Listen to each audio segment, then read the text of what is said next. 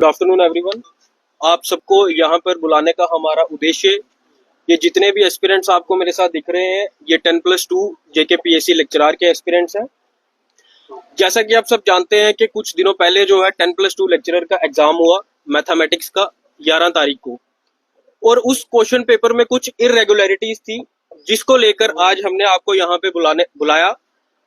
मैं आपको एक्सप्लेन करना चाहता हूँ कि ये जो 10+2 की वैकेंसी थी, खासकर ये मैथमेटिक्स सब्जेक्ट का हमारा जो इशू है, ये 2016 में आई थी और उसके बाद अब ये 2025 में वैकेंसी आई है। और जो मैथमेटिक्स सब्जेक्ट का एग्जाम हुआ है उस पे जो है क्वेश्चन पेपर में इरेगुलरिटीज थी। इरेगुलरिटीज से मेरा मतलब है कि कुछ क्वेश्चंस गलत थे, कुछ क्वेश्चंस आउट ऑफ सिलेबस थे और कुछ क्वेश्चंस जो थे उनका मोर देन वन करेक्ट था। हालांकि ये जो ऑप्शंस 4 होते हैं उनमें से एक ही करेक्ट ऑप्शन होता है।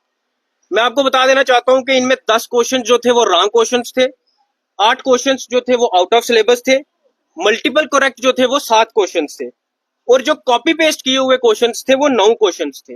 कॉपी पेस्ट से मेरा मतलब है कि 2009 की एक बुक उठाई गई जिसने पेपर सेट किया, और उस बुक में जो गलत क्वेश्चंस की स्टेटमेंट्स थी उनको एज इट इज कॉपी करके जो पेपर में डाला गया। मैं आपके माध्यम से कह देना चाहता हूं कि ये जो JKPSC ने एग्जाम सेटर जो चूज किया था, हमें कहीं ना कहीं उसकी जो क्रेडिबिलिटी है वो फिक्स करनी पड़ेगी, उसकी अकाउंटेबिलिटी फिक्स करनी पड़ेगी।